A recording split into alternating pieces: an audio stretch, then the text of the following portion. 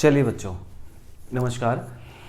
तो फिनॉल हम लोगों ने ख़त्म कर लिया है, अल्कोहल ईथर फिनॉल्स, है ना। अब हम लोग आज एक नया चैप्टर स्टार्ट करने जा रहे हैं, that is called aldehydes and ketones. ठीक है, चल तो लिखा जाए एल्डिहाइड्स एंड कीटोन्स। तो इसमें सबसे पहले हम लोग लिखते हैं methods of preparation. Methods of preparation, ठीक है। चलिए, तो इसमें सबसे पहले है ना, फ्रॉम मिथाइल बेंजीन, है ना, मिथाइल बेंजीन। मिथाइल बेंजीन मतलब क्या? टॉल्वीन। ठीक है, टॉल्वीन से बना रहे हैं।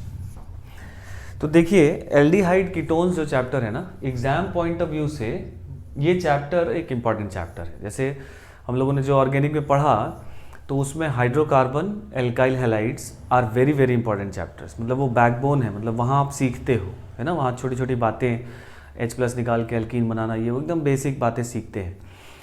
तो वो एक पार्ट ऑफ ऑर्गेनिक केमिस्ट्री है, एल्काइल हैलाइड्स एंड ये जो हम लोग बीच में जो चैप्टर पढ़े इसके पहले, अल्कोहल ईथर एंड फिनॉल, अगर आप उसके सारे रिएक्शन को देखें तो मोर और लेस वो हाइड्रोकार्बन और एल्काइल हैलाइड का मिक्सचर सा है ना। रिमल्टीपल कोई भी रिएक्शन, उसमें एक ही दो रिएक्शन हम लोग नए पढ़े, ठीक है ना। अब नाउ हम लोग एल्डिहाइड कीटोन, इसके बाद हम लोग पढ़ेंगे कार्बोक्सिलिक एसिड्स एंड डेरिवेटिव्स और अमीन्स। तो कार्बोक्सिलिक एसिड्स एंड अमीन जो है ना, वो एक छोटा चैप्टर है। ये दोनों मिलाकर बहुत छोटा चैप्टर है। ये ठीक ठाक बड़ा चैप्टर है, मतलब जितना अल्कोहल ईथर फिनॉल था लगभग उतना ही बड़ा है। लेकिन इसमें एडवांस्ड के पॉइंट ऑफ व्यू से इसमें बहुत सारे रिएक्शन, बहुत सारी बातें ऐसी हैं जो आपको ध्यान रखनी चाहिए, जो आपको समझनी चाहिए, क्योंकि अब इस चैप्टर का जो वेटेज है वो एडवांस में इन जनरल ज़्यादा होता है, ठीक है ना। चलो, तो एक बार समझा जाए, ठीक है। बातें वही हैं, बस कुछ रिएक्शंस यहाँ भी नए होंगे ना। तो देखो, जैसे फ्रॉम मिथाइल बेंजीन अगर हम लोग बात करें, तो जैसे अगर हम लोगों ने टॉल्वीन ले लिया, तो इसका रिएक्शन हम लोग Cl2 in presence of HNO के साथ करा देंगे। और इसका जो हम लोग कंट्रोल्ड अमाउंट लेते हैं, कंट्रोल्ड अमाउंट, ठीक है। तो chlorine in presence of photon, मतलब यहाँ पर फ्री रेडिकल मैकेनिज्म से हैलोजनेशन होगा। तो कंट्रोल्ड अमाउंट लेने पर यहाँ पर बन जाएगा 2 क्लोरीन आकर जुड़ जाएगा। मतलब अगर हम ये एक्सेस में ले लें तो तीनों क्लोरीन आ सकता है।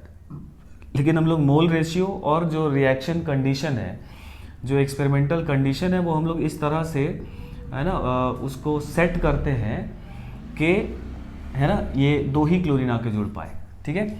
अच्छा, एक कार्बन पे 2 क्लोरीन, इसका नाम हो जाएगा बेंजाइल, है ना। अगर बेंजाइल और एक क्लोरीन होता तो उसका नाम होता बेंजाइल क्लोराइड। और याद करिए, जब ऐसा था, ऐसा होता था CH3CH और यहाँ 2 Cl होता था, तो इसको हम लोग इथिलीडीन क्लोराइड बोलते थे, याद है। इथिलीडीन क्लोराइड आइसोमेरिज्म में पढ़े थे हम लोग ना। तो उसी तरह से इसका नाम हो जाएगा बेंजिलिडीन क्लोराइड। तो कंफ्यूज मत होना, है ना। बेंजिलिडीन क्लोराइड लिखा रहेगा तो हम लोग एक क्लोरीन नहीं सोचेंगे, ठीक है। बेंजिलिडीन क्लोराइड मतलब एक बेंजाइल ग्रुप पर 2 क्लोरीन। ठीक वैसे ही जैसे इसका नाम हम लोग इथाइलिडीन क्लोराइड बोलते हैं, ठीक है। तो ये एक कॉमन नेम है इसका। उसी तरह से बेंजिलिडीन क्लोराइड इसका नेम हो गया, ठीक है।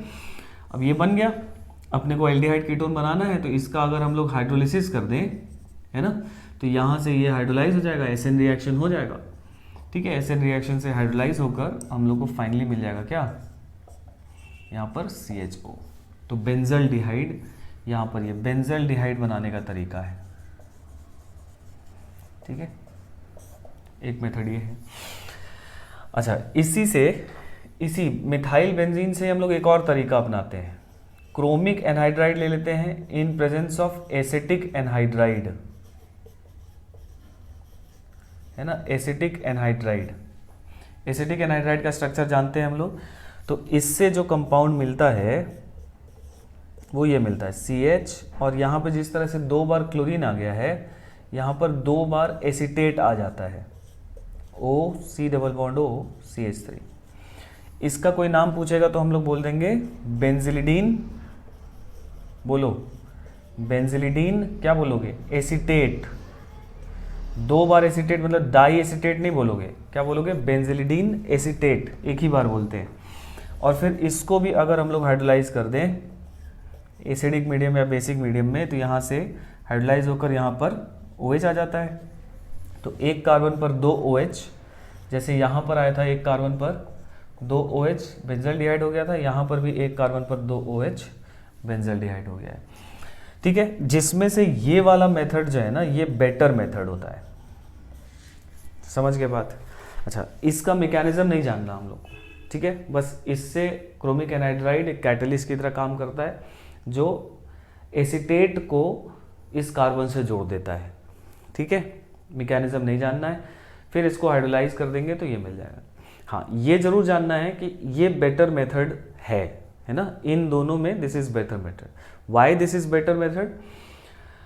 क्योंकि देखो, इसमें भले हम लोग कंट्रोल्ड अमाउंट में अगर क्लोरीन ले लें तब भी, क्योंकि ये फ्री रेडिकल चेन रिएक्शन होता है ना, halogenation is a free radical chain reaction, तो इस वजह से यहाँ पर ये भी H हट के क्लोरीन आने की संभावना होती है।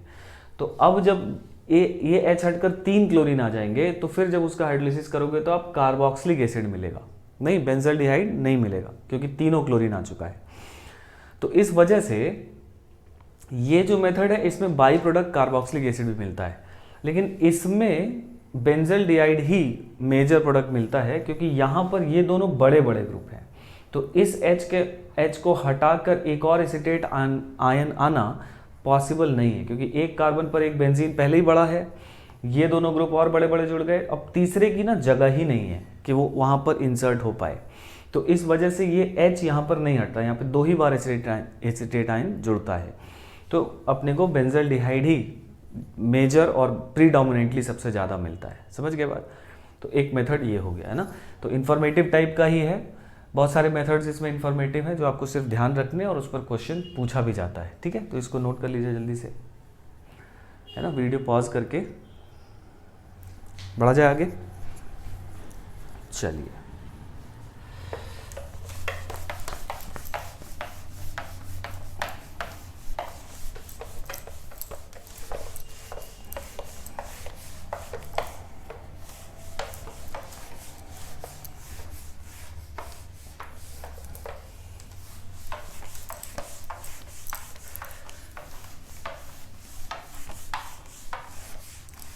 आइए अब आगे बढ़ते हैं सेकेंड मेथड पे।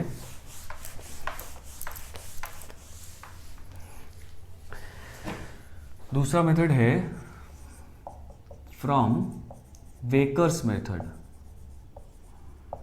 ठीक है, वेकर्स मेथड। और वेकर्स मेथड क्या होता है? एल्कीन से बनाया जाता है, एल्डिहाइड और कीटोन, है ना। तो जैसे एक एल्कीन ले लिया, फिर इसका हम लोग ऑक्सीडेशन कराते हैं एयर के प्रेजेंस में ना, मॉइस्चर है और प्लस एयर है, क्या O2 है। कैटलिस्ट के तौर पर हम लोग ले लेते हैं PdCl2 प्लस CuCl2। ठीक है, ये कैटलिस्ट है।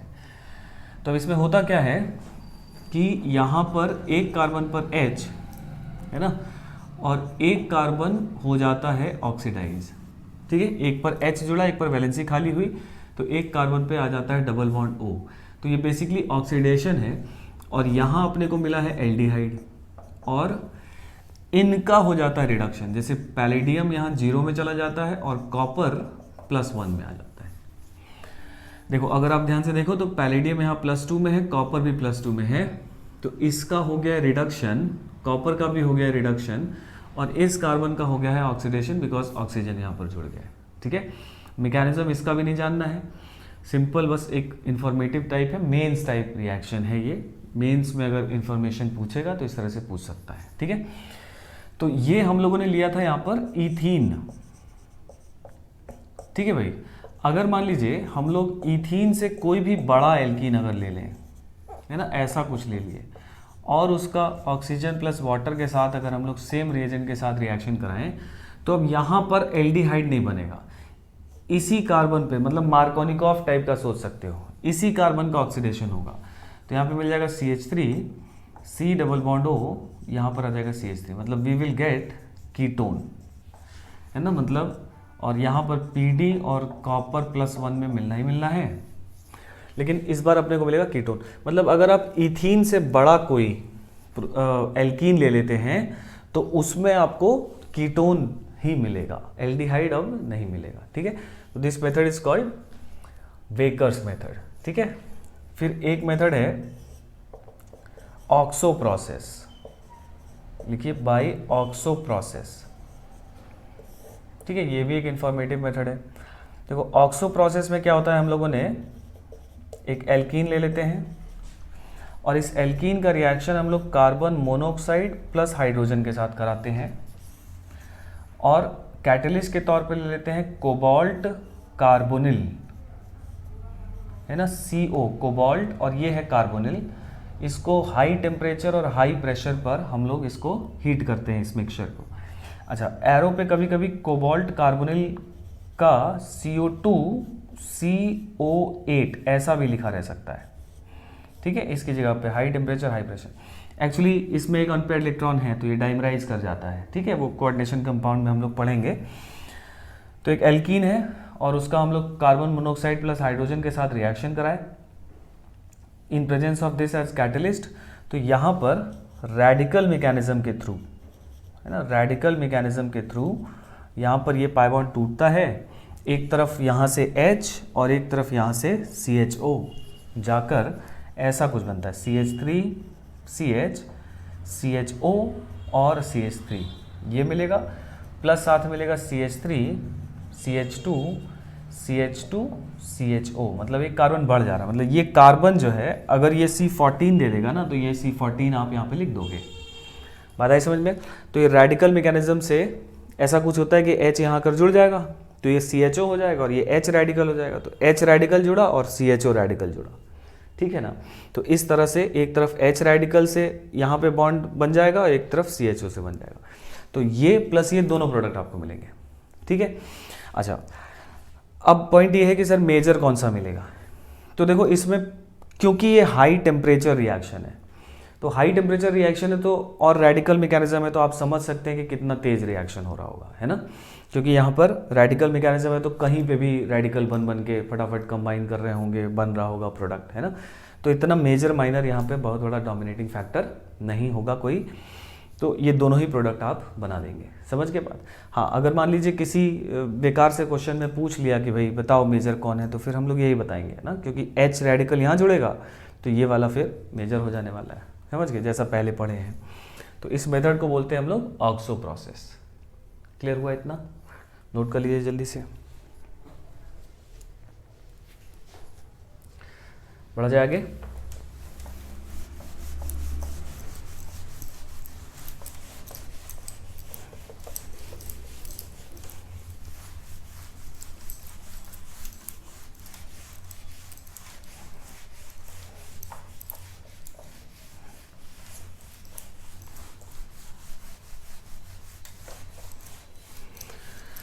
चलो देखा जाए, तीसरा मेथड है by oxidation of alcohols, by oxidation of alcohols, है ना। तो इसमें पहला मेथड तो वो है जो हम लोग पढ़े हुए हैं, जैसे अगर हम लोगों ने एक प्राइमरी अल्कोहल ले लिया, ये मेथड्स पढ़े हुए हैं हम लोग, आइडियली हम लोग को बात नहीं करनी चाहिए इस पर, बट लिख तो ले सकते ही हैं। जैसे हम लोग PCC है प्राइमरी अल्कोहल, बताओ क्या बनता था, इसको सिर्फ एल्डिहाइड तक ऑक्सीडाइज करता था, बोलो तो। सिमिलरली अगर हम लोग PDC ले लेते थे तो ये भी एल्डिहाइड तक ही इसको ऑक्सीडाइज कर पाएगा। जोन्स रिएजेंट यहाँ नहीं ले सकते क्योंकि जोन्स इसको एसिड तक भेजता था, याद है। तो हम लोग हीटेड कॉपर ले सकते हैं, हीटेड कॉपर ले लेंगे तो ये भी एल्डिहाइड तक ही इसको ऑक्सीडाइज करता था। वेराज अगर हम लोग कोई सेकेंडरी अल्कोहल ले लें, है ना, कोई सेकेंडरी अल्कोहल ले लें, दिस इज सेकेंडरी, तो इसमें हम लोग जोन्स रिएजेंट भी ले सकते हैं, जैसे पीसीसी ले लिए, पीडीसी ले लिए, जोन्स रिएजेंट ले लिए, ठीक है, जोन्स रिएजेंट। अगर हम लोग हीटेड कॉपर ले लिए, ठीक है, तो इन सब से है ना अपना प्रोडक्ट जो मिल जाएगा वो R C double bond O R dash, that is ketone मिलेगा। बोलो भाई, तो अगर प्राइमरी का ऑक्सीडेशन कराएंगे तो एल्डिहाइड और सेकेंडरी का कराओगे तो कीटोन मिल जाएगा, ठीक है। तो ये हो गया ऑक्सीडेशन ऑफ अल्कोहल। अच्छा, एक मेथड इसमें और है, इसमें दूसरा मेथड है बाय ओपन आर ऑक्सीडेशन, है ना, ओपन आवर ऑक्सीडेशन, ठीक है। अल्कोहल का ही ऑक्सीडेशन है ये, इसलिए हम लोग पार्ट 1 ये लिखे कि भाई पीसीसी पीडीसी वाला, और एक ये नया ऑक्सीडेशन है। देखो इसमें क्या करते हैं हम लोग, इसमें एक सेकेंडरी अल्कोहल लेते हैं, है ना, सेकेंडरी अल्कोहल का ही ऑक्सीडेशन है ओपन आर, ध्यान रखेंगे। और साथ में एक कीटोन ले लेते हैं, जैसे हमने यहाँ पर एसीटोन ले लिया है। कैटलिस्ट के तौर पे हम लोग लेते हैं एल्युमिनियम ट्राई टर्शरी ब्यूटॉक्साइड, यह है O माइनस और टर्शरी ब्यूटाइल, तो टर्शरी ब्यूटाइल O माइनस मतलब ऐसा ग्रुप है, CH3 C CH3 CH3 O minus, नहीं तो इसको हम लोग नाम रखेंगे टर्शरी ब्यूटॉक्साइड, कॉमन नेम है ना। तो यहाँ पर टर्शरी ब्यूटॉक्साइड ये ग्रुप यही है, ठीक है। तो ट्राई टर्शरी ब्यूटॉक्साइड है ना, और एल्युमिनियम के साथ सॉल्ट है, तो aluminium try tertiary butoxide catalyst के तौर पर इस्तेमाल होता है। और यहाँ पर इसको हम लोग एक्सेस में लेते हैं, ये एक रिवर्सिबल रिएक्शन होता है, ठीक है। इसी वजह से हम लोग इसको एक्सेस में लेते हैं, सो दैट कि रिएक्शन जो है वो किधर रहे, फॉरवर्ड शिफ्टेड रहे, है ना। तभी आप एक इधर रिएक्टेंट को एक्सेस में ले लेंगे तो रिएक्शन फॉरवर्ड शिफ्टेड रहेगा, ये रिएक्शन रिवर्सिबल है ना। होता क्या है, ये अल्कोहल ऑक्सीडाइज हो जाएगा, ये कीटोन जो है रिड्यूस हो जाएगा। मतलब मैं यहाँ लिख रहा हूँ नीचे, है ना, नीचे लिख रहा हूँ कि ये वाला जो अल्कोहल है R C double bond O R dash, ये ऑक्सीडाइज होकर कन्वर्ट हो जाएगा कीटोन में, और ये एसीटोन जो है ये रिड्यूस हो जाता है करस्पॉन्डिंग अल्कोहल में। तो आप देख सकते हैं कि यहाँ एक कीटोन, यहाँ एक अल्कोहल है, ये भी सेकेंडरी है, तो इसका अगर रिएक्शन कराओगे तो वापस आ जाएगा सेम कैटलिस्ट के प्रेजेंस में। इसलिए अपने को ये वाला क्या रखना पड़ता है एक्सेस में, सो दैट रिएक्शन किधर की तरफ शिफ्ट रहे, फॉरवर्ड शिफ्टेड रहे। बात आई समझ में। तो ये रिएक्शन ध्यान रखिएगा कि प्राइमरी अल्कोहल का नहीं है, सेकेंडरी अल्कोहल का किसी भी कीटोन के साथ इस तरह से रिएक्शन कराएंगे। फिलहाल इस रिएक्शन को आप ध्यान रख सकते हैं या भूल भी सकते हैं अभी, क्योंकि प्रॉपर्टीज में हम लोग इसका मैकेनिज्म भी देखेंगे, ओपन आर ऑक्सीडेशन, और इसके जो रिवर्सिबल रिएक्शन है उसको हम लोग एमपीवी रिडक्शन बोलते हैं, ठीक है। तो उन दोनों का मैकेनिज्म हम लोग देखेंगे, तो वहाँ समझ में आएगा ना, इसका एक मज़ेदार मैकेनिज्म है। यही सब मैकेनिज्म हम लोग को यहाँ पे नया पढ़ना है, ठीक है, एल्डिहाइड कीटोन चैप्टर में। अभी इतनी बात समझ में आ गई। तो ये सेकेंडरी अल्कोहल का है। हाँ, इसमें प्राइमरी अल्कोहल भी ऑक्सीडाइज कर सकते हैं इसमें, है ना, लेकिन उस केस में अपने को यहाँ पर एक बेटर हाइड्राइड एक्सेप्टर लेना पड़ता है, ठीक है। पहले इतना लिख लीजिए, बोर्ड थोड़ा सा खाली हो तो और आगे बात करें। पॉज करके इसको लिखिए, फिर उसके नीचे आगे बढ़ते हैं, ठीक है।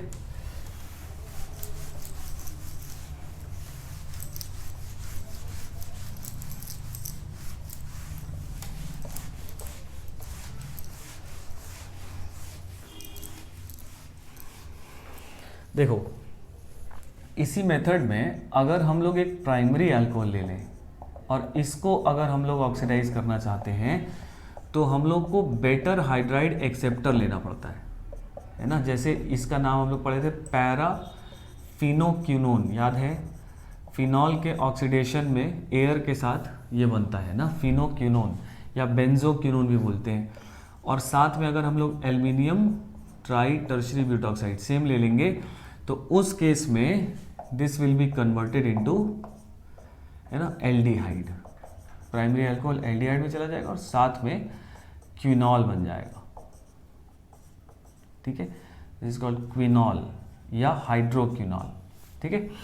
तो ये जो पैराफिनोक्विनोन या पैराबेंजोक्विनोन है, this is better hydride acceptor, ठीक है। और क्यों ऐसा है ये, तो ये जब हम लोग मैकेनिज्म पढ़ेंगे तब हम लोग इस पर बात करेंगे कि this is a better hydride acceptor than normal ketone, ठीक है। तो इतनी कहानी समझ में आई। और ये भी आप एकदम सिंपल लेमैन लैंग्वेज में एक धारणा बनाना चाहते हो तो बता सकते हो कि भाई ये एक्सेप्ट करके बेंजीन बन गया, तो ज़्यादा स्टेबल बना तो हाइड्राइड एक्सेप्ट करना चाहेगा, ठीक है। तो generally Oppenauer oxidation is used to oxidise secondary alcohol to corresponding ketone, but with better hydride acceptors primary alcohols can also be oxidise to corresponding aldehydes. Clear हुआ इतना बात, ठीक है। चलिए इसके मैकेनिज्म पर जो बात है ना, वो हम लोग आगे करेंगे जब एक साथ मैकेनिज्म देखेंगे। बढ़ा जाए आगे, तो ये मैं क्लियर कर रहा हूँ ना, आप नोट कर लीजिए पॉज करके।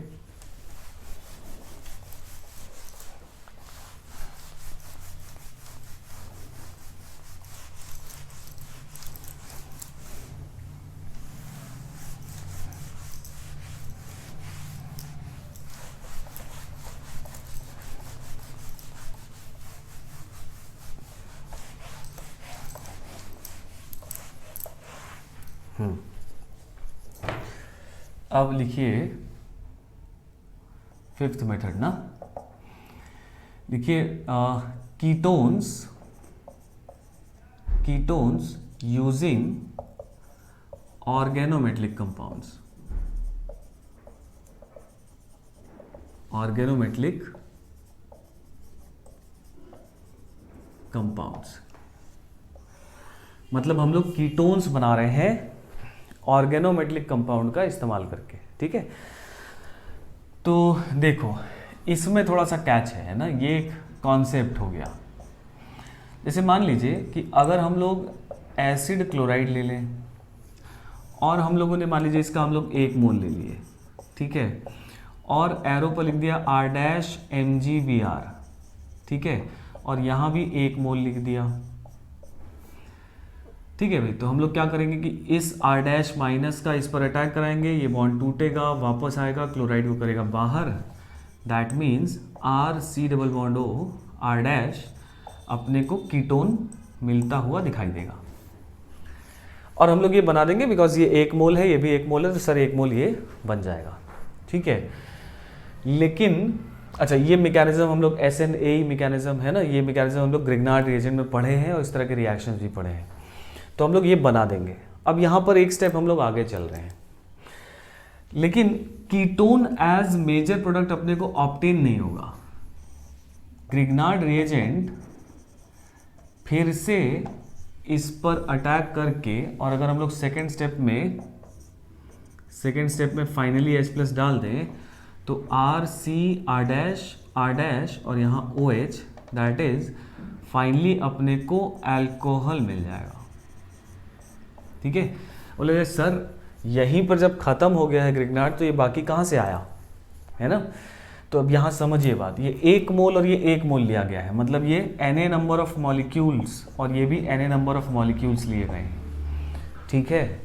होता क्या है कि ये ज़्यादा रिएक्टिव है कीटोन से, ठीक है। तो हम लोग ये सोचेंगे कि भाई इस पर ग्रिग्नार्ड रिएजेंट अटैक करता चला जाएगा, 1 मोल ये इसमें जब कन्वर्ट हो जाएगा तब तक ग्रिग्नार्ड भी खत्म हो जाएगा और रिएक्शन कीटोन पे रुक जाएगा।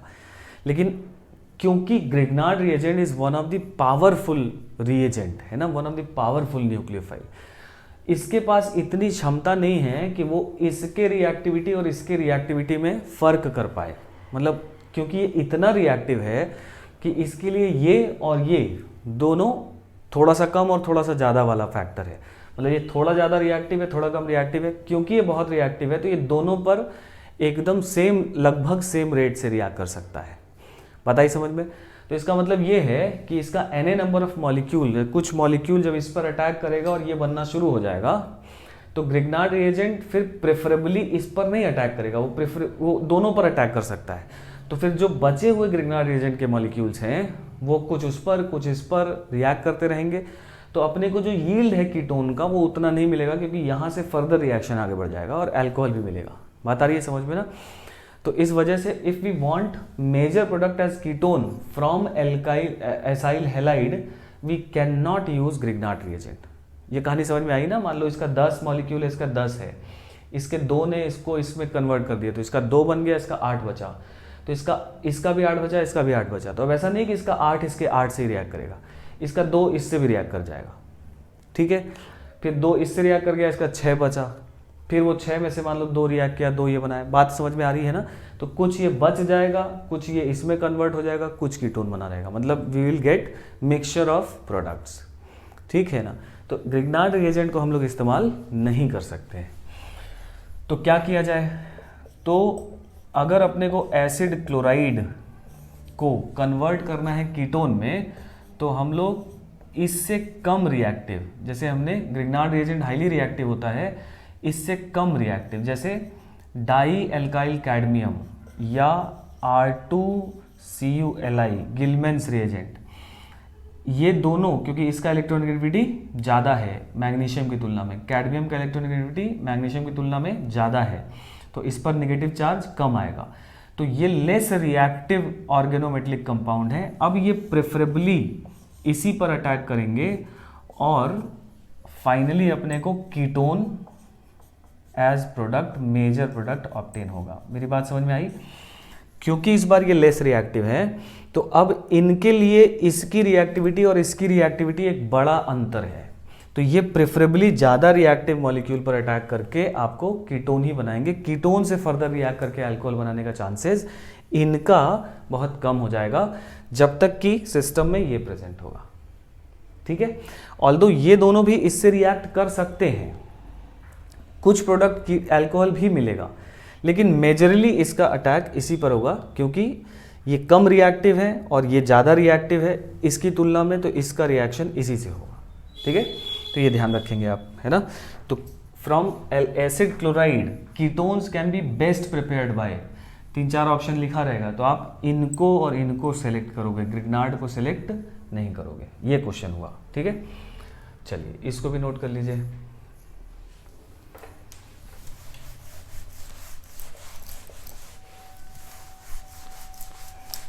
तो आप अगर अब ग्रिग्नार्ड रिएजेंट जहां हम लोग पढ़े हैं, अगर वहां पे पन्ना पलटेंगे तो आप देखेंगे कि हम लोग 1 मोल नहीं लिख रहे थे, हम लोग 1 इक्विवेलेंट लिख रहे थे। 1 इक्विवेलेंट का मतलब कि 1 मॉलिक्यूल से 1 मॉलिक्यूल टाइप की बात है ना, तो हम लोग 1 इक्विवेलेंट वहां पर लिखे हुए हैं, है ना। चलिए फिर नेक्स्ट मेथड लिखा जाए, लिखिए बाय रिडक्शन ऑफ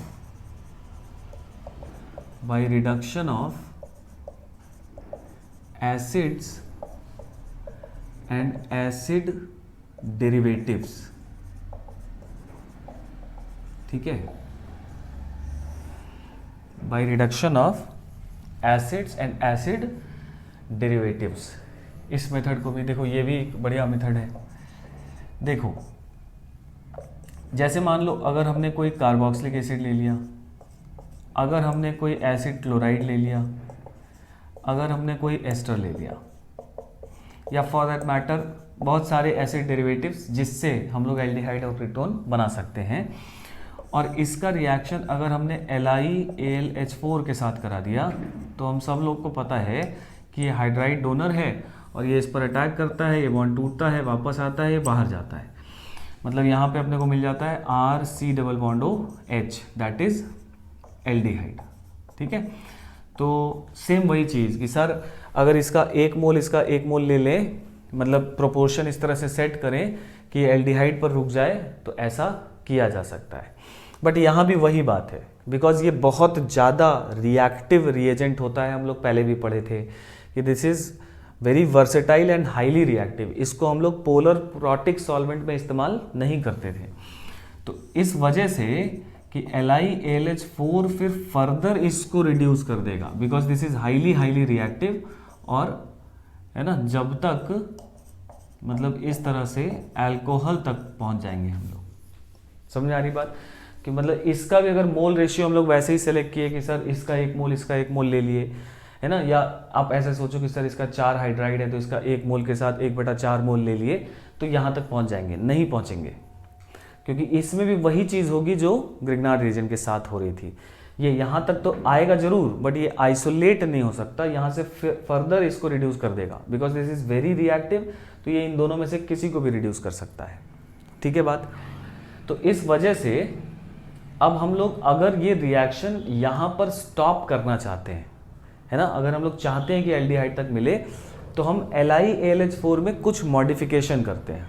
अगर हम इसमें कुछ मॉडिफिकेशन कर दें तो हम लोग यहाँ पर रुक सकते हैं, ठीक है। तो जैसे मान लो this is reaction 1 and this is reaction 2, ठीक है। तो हम लोग यहाँ लिख रहे हैं कि इफ ऐसे लिख सकते हैं, टू प्रिवेंट रिएक्शन 2, है ना, modified form of LiAlH4 is used, ठीक है। तो रिएक्शन 2 होने को रोकने के लिए, टू प्रिवेंट रिएक्शन 2, हम लोग इसका मॉडिफाइड फॉर्म लेते हैं। तो देखो क्या क्या लेते हैं हम लोग। एक लेते हैं lithium try tertiary butoxide aluminium hydride. बहुत बड़ा सा नाम है, लेकिन बस मॉलिक्यूल पहचान में आना चाहिए आपको ना। Lithium try tertiary butoxide aluminium hydride, इसका फॉर्मूला हो जाएगा Li+HAl और ट्राई टर्शरी ब्यूटॉक्साइड, ठीक है। सेम मैंने क्या किया है, देखो ध्यान से देखो, तो लिथियम प्लस है ही, एल्यूमिनियम है ही, एक हाइड्राइड है और 3 हाइड्राइड को हटा के हमने, है ना, एक बल्कि ग्रुप लगा दिया है ट्राई टर्शरी ब्यूटॉक्साइड। तो इसका नाम हो गया lithium try tertiary butoxide aluminium hydride, ठीक है। सो दिस इज दिस रिएजेंट। या हम लोग एक और मॉडिफिकेशन यूज करते हैं जिसको हम लोग बोलते हैं डाई आइसोब्यूटाइल एल्यूमिनियम हाइड्राइड, ठीक है, डाई आइसोब्यूटाइल एल्यूमिनियम हाइड्राइड, जिसको शॉर्ट फॉर्म में हम लिखते हैं DiBlH, die isobutyl aluminium hydride, है ना, DiBlH, ठीक है। फेमस रिएजेंट है ये दोनों, और इसका फॉर्मूला ऐसा होता है, कुछ H एल्यूमिनियम जुड़ा रहेगा और इससे 2 आइसोब्यूटाइल ग्रुप जुड़े रहेंगे, ठीक है। तो ये हो गया डाई आइसोब्यूटाइल एल्यूमिनियम हाइड्राइड, ठीक है। तो अगर हम लोग ये दोनों रिएजेंट इस्तेमाल करेंगे इन प्लेस ऑफ LiAlH4, तो रिएक्शन यहाँ पे रुक जाता है, और उसका जो मेन जो रीज़न है कि क्यों रुक जाता है, and that is steric hindrance, कि ये एक ही हाइड्राइड ट्रांसफ़र कर पाता है और बाकी ये मॉलिक्यूल इतना बड़ा है कि ये दूसरा हाइड्राइड, मतलब ऐसा दूसरा मॉलिक्यूल इस कंपाउंड पर, एल्डिहाइड पर अटैक नहीं कर पाता है। समझ के बात ना। तो इस वजह से अगर यहाँ पर हम लोग ये दोनों ले लें तो रिएक्शन स्टॉप्स एट एल्डिहाइड, है ना। इसको जल्दी से नोट कर लीजिए, थोड़ा रिएक्शन भी लिख लिया जाए, ठीक है। बढ़ा जाए आगे, लिख लिया है।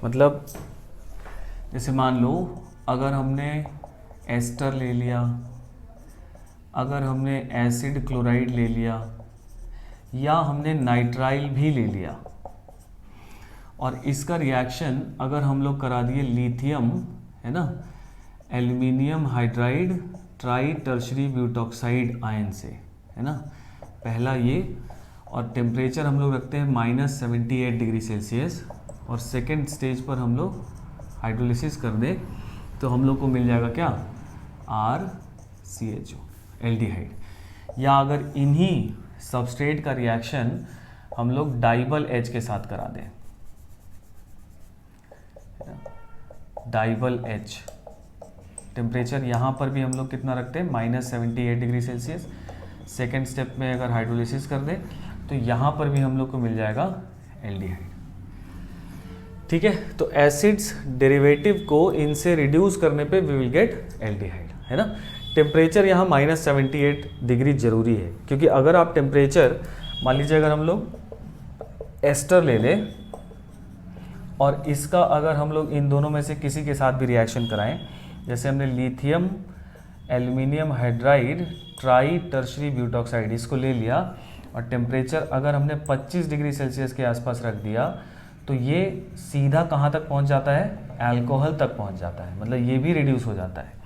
और अगर आपने टेम्परेचर -78 डिग्री रखा हुआ है ना, तो this reaction stops at aldehyde.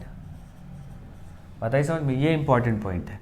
तो टेम्परेचर अगर रूम टेम्परेचर है, नॉर्मल टेम्परेचर है, तो प्राइमरी अल्कोहल मिल जाएगा आपको, ये भी रिड्यूस हो जाएगा यहाँ तक। लेकिन अगर टेम्परेचर बहुत निगेटिव में बहुत कम टेम्परेचर रखा गया है, सो दैट टेम्परेचर कम रखने से मतलब हमने इसकी रिएक्टिविटी, इन दोनों की रिएक्टिविटी बहुत घटा दी है।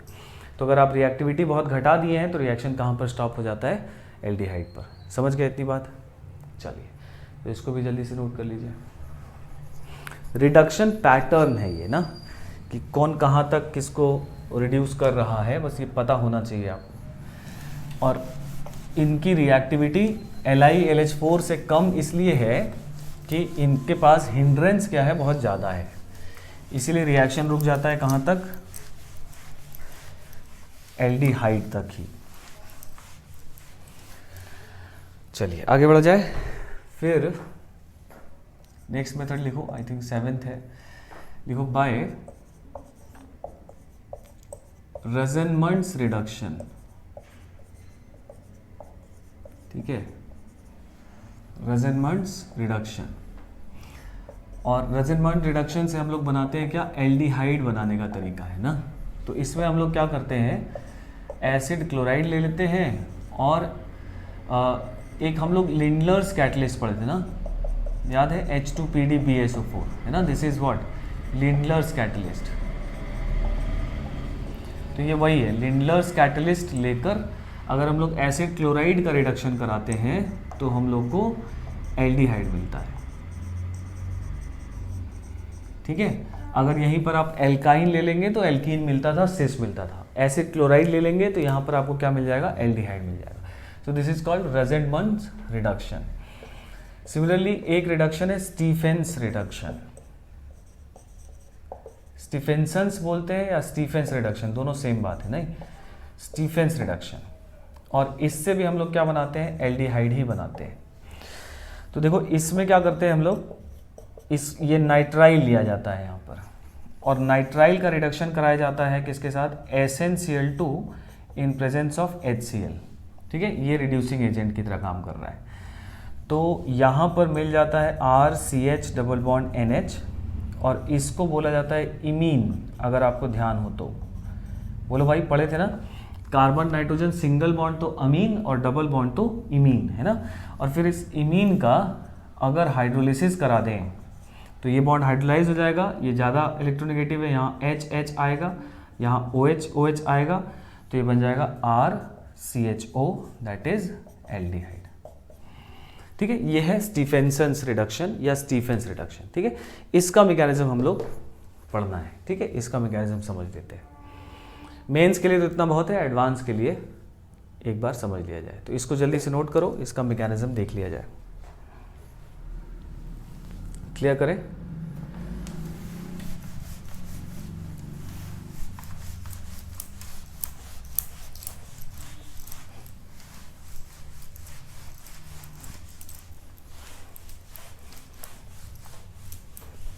चलिए, तो इसका मैकेनिज्म समझा जाए। देखो क्या होता है, SnCl2 का HCl के साथ हम लोग जब रिएक्शन कराते हैं तो रिडॉक्स रिएक्शन होता है। ये SnCl4 में चला जाता है और दो नेसेंट हाइड्रोजन जो है यहाँ पर प्रोड्यूस होते हैं ना, ये +2 से चला गया है +4 में, ठीक है, और 2 नेसेंट हाइड्रोजन अपने को प्रोड्यूस हुए हैं। अब ये जो 2 नेसेंट हाइड्रोजन यहाँ पर प्रोड्यूस होते हैं, ये रिड्यूस कर देते हैं नाइट्राइल को, एक H यहाँ, एक H यहाँ, एक पाई बॉन्ड टूट जाएगा, नहीं तो ये बन जाएगा RCH डबल बॉन्ड NH, ऐसा बन गया। सो दिस इज व्हाट इमीन है ना। अच्छा, इमीन जो है वो बेसिक है क्योंकि इसके पास लोन पेयर होता है, तो दिस इज बेसिक कंपाउंड। तो इसका HCl के साथ अगर हम लोग रिएक्शन करा दें तो ये बन जाएगा RCH डबल बॉन्ड NH2, ये H प्लस इस पर अटैक कर जाएगा, इस पर आ जाएगा प्लस चार्ज है ना, और साथ में आ जाएगा Cl माइनस, ठीक है। अगर मान लीजिए इसका हम लोगों ने 2 मोल लिया है ना, तो यहाँ पर अपने को 4 मोल चाहिए होगा, ऐसा रिड्यूस हो जाएगा, तो इसका भी अपने को 2 मोल इस तरह से मिलेगा, ठीक है।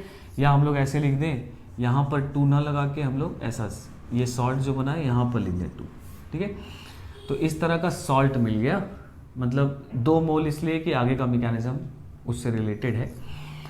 अब SnCl4 जो है ये Cl माइनस SnCl4 पर अटैक करता है, दोनों Cl माइनस, तो ये बना देता है SnCl6 2 माइनस, बोलो भाई ऐसा बन जाएगा।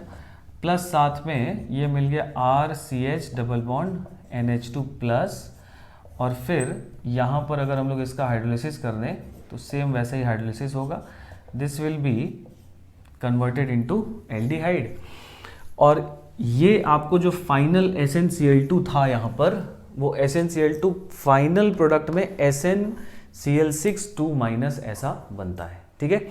और आपसे कभी कभी इसका हाइब्रिडाइजेशन पूछ लेता है ना, इसका स्ट्रक्चर पूछ लेता है, ये सब बातें इसमें पूछी जाती है। तो इसलिए यहाँ पर हम लोग ये बात ध्यान रखेंगे कि this is converted into SnCl6 2 minus, तो इसका हाइब्रिडाइजेशन हो जाएगा sp3d2, और स्ट्रक्चर जो इसका हो जाएगा वो हो जाएगा ऑक्टाहेड्रल, ठीक है। तो इसको ध्यान रखेंगे,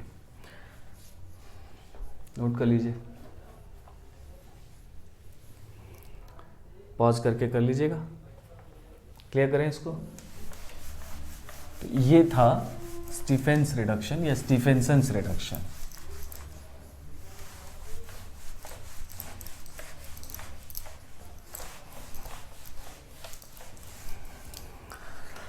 फिर देखो नेक्स्ट मेथड लिखिए, bye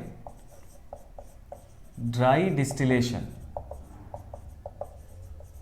by dry distillation of calcium salt of carboxylic acids.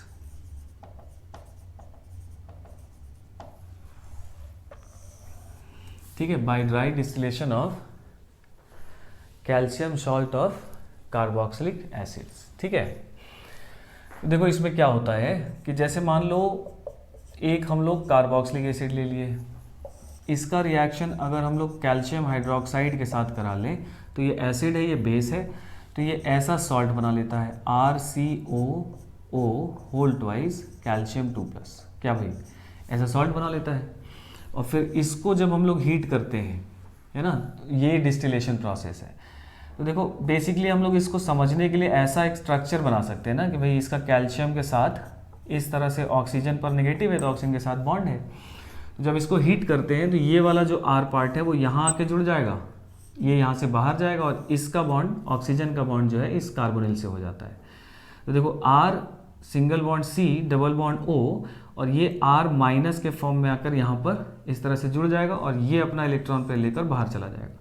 तो यहाँ से एक कंपाउंड अपने को RC double bond OR that is ketone मिलता है ना। और साथ में अगर आप ध्यान दें तो CA, फिर यहाँ पर C डबल बॉन्ड O और ये भी O जुड़ जाएगा ना, तो ये हो जाएगा कार्बोनेट आयन, क्या भाई, तो ये बन जाएगा कैल्शियम कार्बोनेट, ये प्रेसिपिटेट फॉर्म में मिलेगा।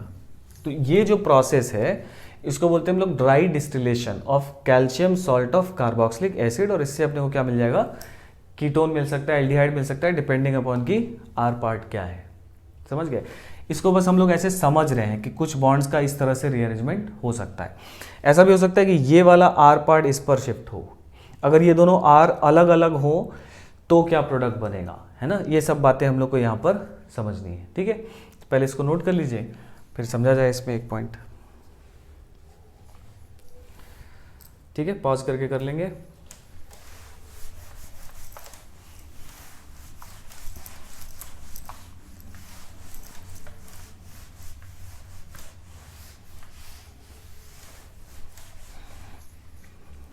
देखो जैसे मान लो अगर ऐसा क्वेश्चन आ गया ना, R C double bond O C A O C double bond O R dash, और इसका ड्राई डिस्टिलेशन लिखा है, तो चाहे आप इस आर डैश को इधर ले जाओ चाहे इस आर को इधर ले आओ, बात सेम है।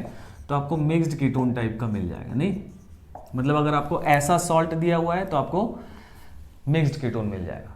क्लियर है बात, एक का आर दूसरी तरफ आएगा, चाहे इसका आर डैश उससे जोड़ लो, एक ही बात है, ठीक है। तो ये मिल जाएगा।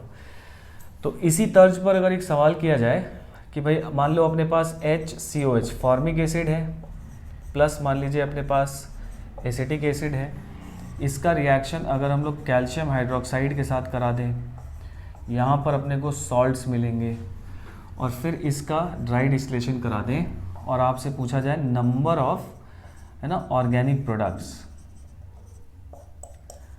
है ना, कितना बनेगा। जरा इसको एक बार ट्राई कीजिए, ठीक है। पॉज करके करिए,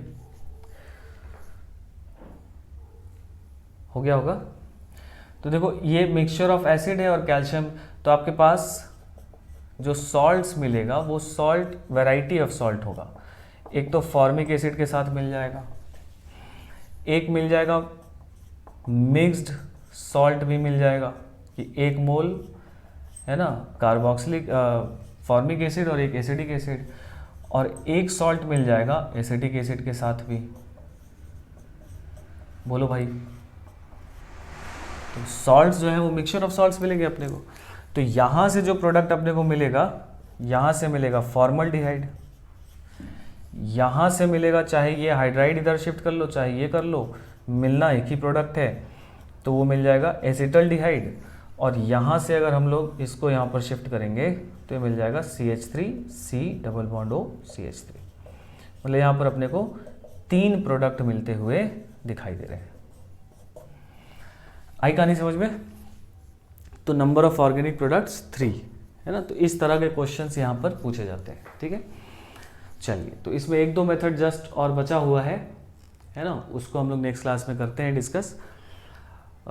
तब तक आप अपना पुराने चैप्टर्स के सारा जितना भी असाइनमेंट है वो सब खत्म करते रहिए, ठीक है भाई। चलिए, नमस्कार।